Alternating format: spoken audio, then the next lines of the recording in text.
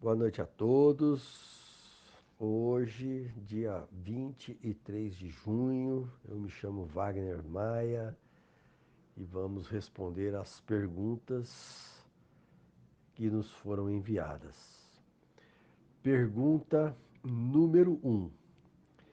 Eu posso receber um castigo ou punição por gostar de pessoas do mesmo sexo ou por gostar dos dois?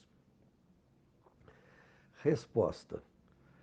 O espiritismo, ele não condena nenhuma atitude. Ele sabe, nos ensina que cada um é responsável por seus atos.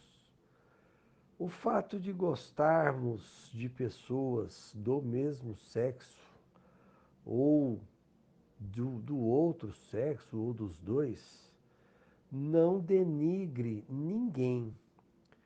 O que denigre uma pessoa são as suas atitudes. Então, se ela utiliza desses argumentos para poder se prostituir ou para alguma coisa nesse sentido, então a sua atitude ela é condenável. Mas o Espiritismo não coloca que seremos punidos ou então castigados. Não. No momento em que nós desencarnarmos, ao chegarmos do outro lado, no plano espiritual, nós teremos a consciência de tudo aquilo que nós fizermos e se foi certo ou se foi errado. E teremos novas chances, novas oportunidades de podermos consertar aquilo que de errado fizemos.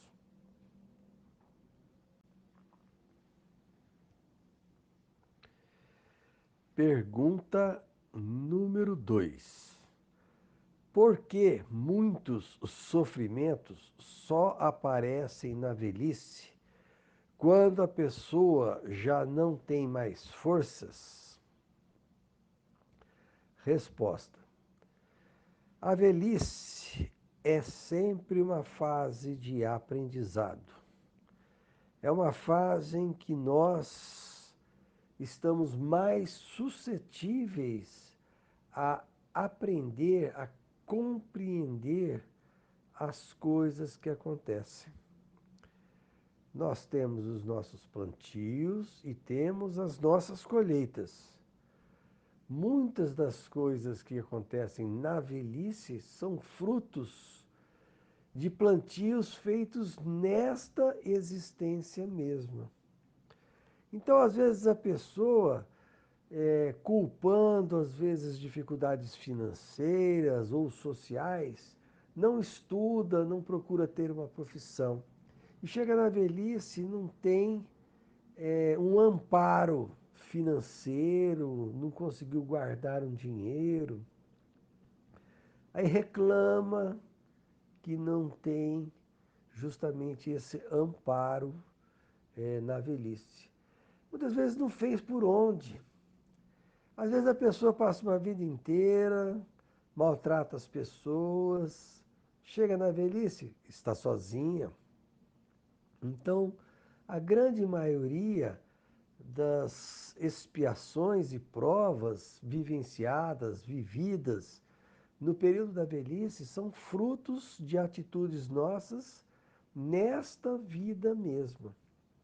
Porque, por pior que possamos ter sido, se nessa existência fomos pessoas boas, se nessa existência fizemos por onde, ajudamos o próximo, no final da velhice nós estaremos amparados.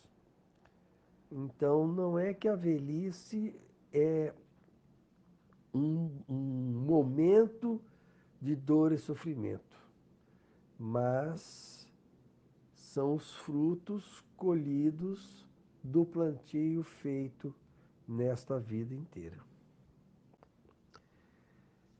Pergunta número 3. Animais podem ser obsessores?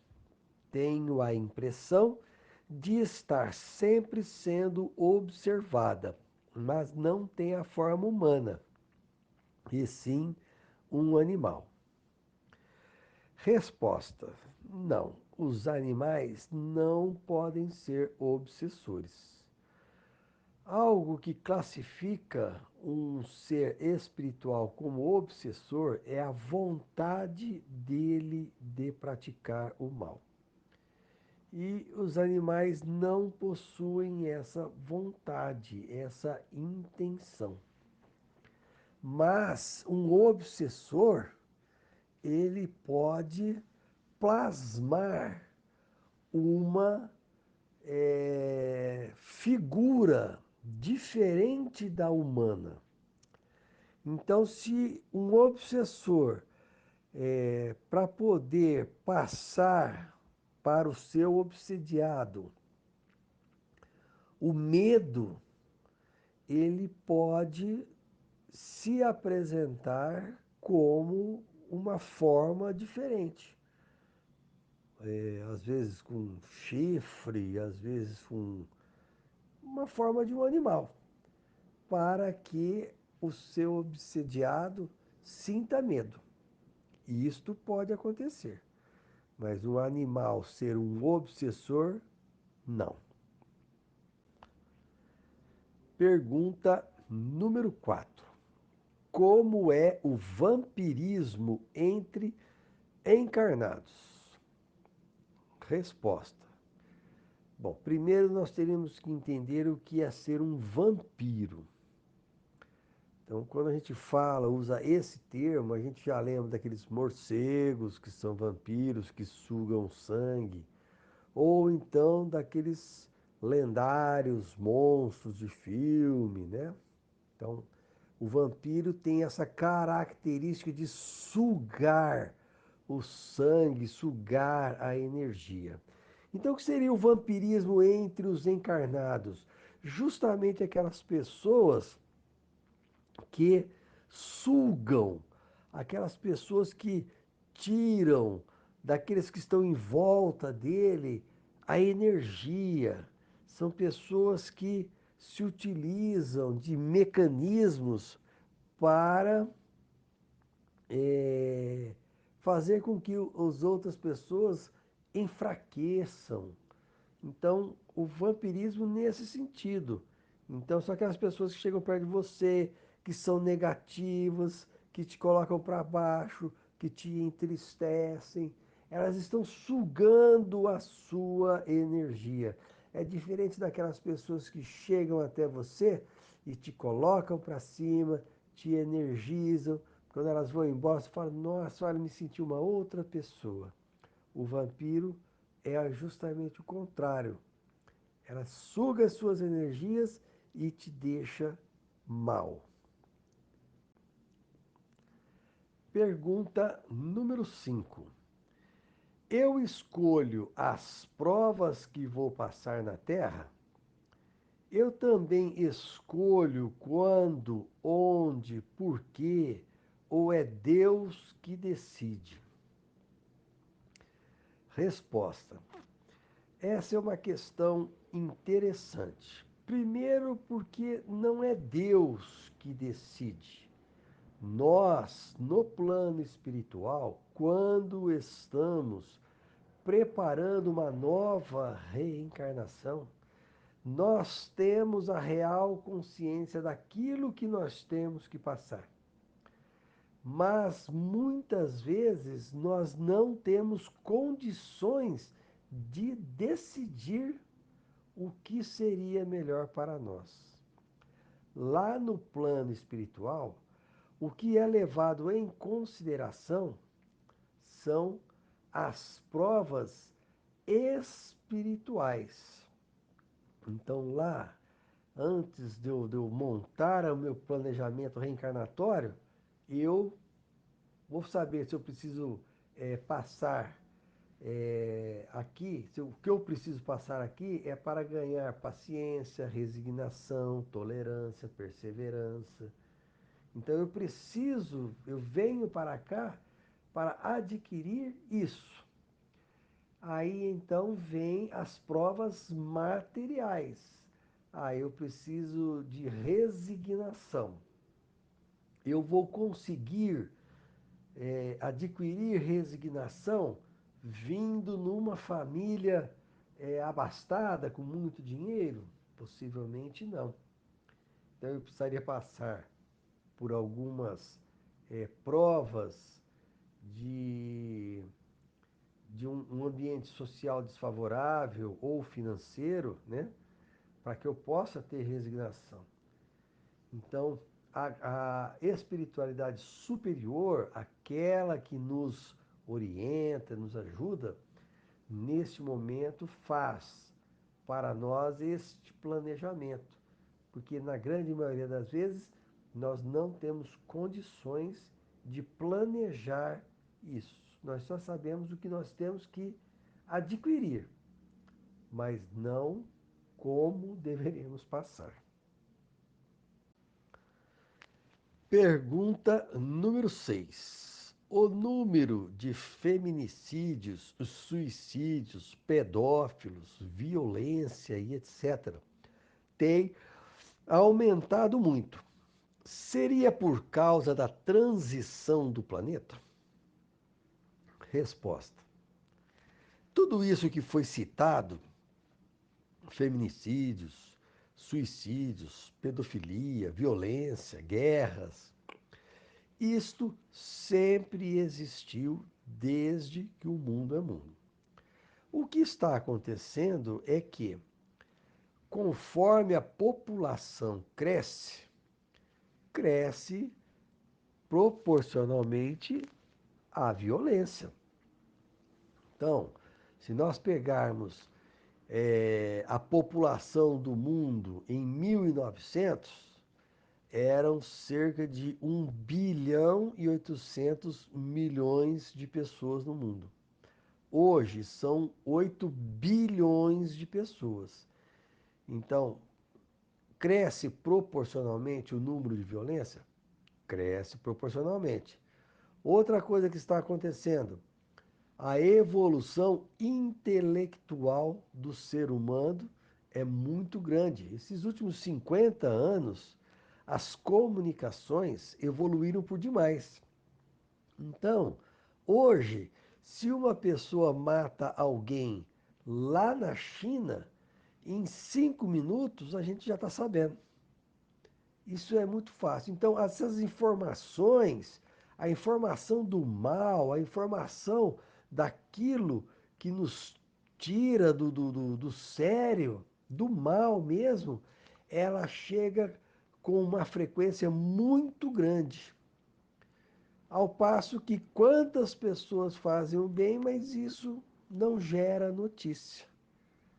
Então, não é que o número de feminicídios está crescendo por conta da transição do planeta. Não. Nós somos um planeta de expiações e provas, estamos aí num início de transição. Então, os espíritos que aqui habitam e aqueles que estão chegando ainda são espíritos com uma inferioridade moral um pouco elevada. Então, nós ainda veremos muitos desses casos até que o mundo passe definitivamente por essa fase de transição. Pergunta número 7. Quando não existiam centros espíritas, como os espíritos infelizes eram socorridos? Resposta. Os centros espíritas, eles existem a partir de um determinado tempo. Então, em 1857, com o advento da publicação do Livro dos Espíritos, então começaram a ter eventos mediúnicos que foram apropriados em locais corretos e foram criados os centros espíritas. Isso não quer dizer que a partir daquele momento é que a espiritualidade começava a agir. Não. A espiritualidade sempre existiu e sempre agiu em favor de todos aqueles que necessitavam. Então, não é preciso um centro espírita para que espíritos infelizes sejam socorridos. É necessário, sim, que estes espíritos tenham vontade de ser socorrido. Então, eu lembro sempre o livro, né, André Luiz, quando ele estava no umbral e ele solicitou, ele pediu a ajuda, ele se colocou à disposição para ser auxiliado. Então, todas as vezes, independente de ter um centro espírita ou não, se a pessoa que desencarna necessita e quer ser ajudada, a espiritualidade vai até ela e ajuda ela. O centro espírita, a função dele é centralizar as ações espirituais e humanas, as duas juntas. Mas esse trabalho também é feito nas igrejas, nas sinagogas, nos centros de umbanda, aonde as pessoas se reúnem em nome de Jesus, em nome dessa espiritualidade superior. Ali o bem age auxiliando aqueles que necessitam. Pergunta número 8. Todas as pessoas têm suas necessidades fisiológicas e, quando desencarnam, mesmo as que são boas e vão para as colônias, continuam a ter, por exemplo, vontade de fazer sexo.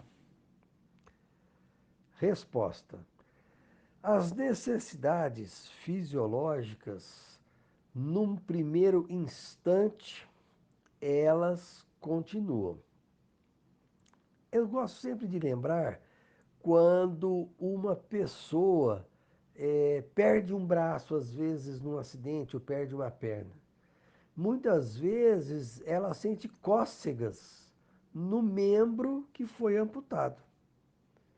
Então, mesma coisa acontece lá. Já não tem mais a necessidade, mas aquela pessoa ainda possui uma materialidade muito grande. Então ela sente a necessidade. Quando uma pessoa não consegue controlar essa necessidade, ela passa no plano espiritual a procurar isso daí. No caso do sexo, a gente chama essas pessoas que têm essa compulsão, né, de sexólogas.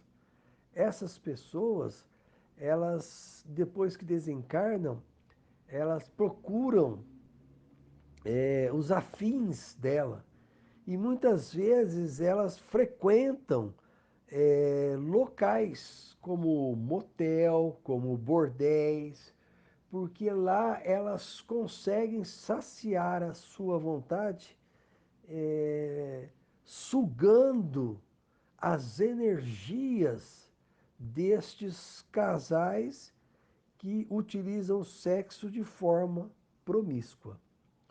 Sim, estas pessoas podem até, durante ainda algum tempo, ter essa necessidade.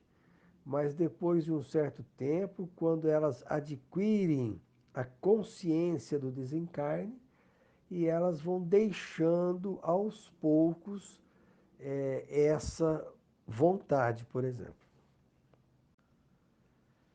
Pergunta número 9. A emancipação da alma só acontece através do sono? Resposta: para a grande maioria da população, sim. É através do sono que o nosso espírito ele goza de uma maior liberdade. Mas existem os chamados médiums que conseguem, mesmo sem estar durante o sono físico, essa emancipação. Isso daí já é uma característica de espíritos já um pouco mais evoluídos moralmente, né? Diríamos. Então eles conseguem isso aí. Mas é num número bem menor. A grande maioria das pessoas, eu me incluo nessa grande maioria das pessoas, só consegue essa emancipação maior da alma, né, ou do espírito, através do sono, quando nós estamos dormindo. E aí é sempre bom lembrarmos de que antes de dormirmos devemos fazer uma prece e solicitar à espiritualidade amiga a proteção e também solicitar que durante o sono físico nós possamos ou colaborar em algum trabalho ou estar presente em alguma aula para algum aprendizado. Não podemos dormir pensando coisas ruins, negativas, em vingança, com certeza, quando estivermos um pouco mais libertos do corpo durante o nosso sono físico, estaremos buscando a vingança, estaremos buscando aqueles que teoricamente nos fizeram mal. Pergunta número 10. Jesus disse: Conhecereis a verdade e a verdade vos libertará. Que verdade é essa?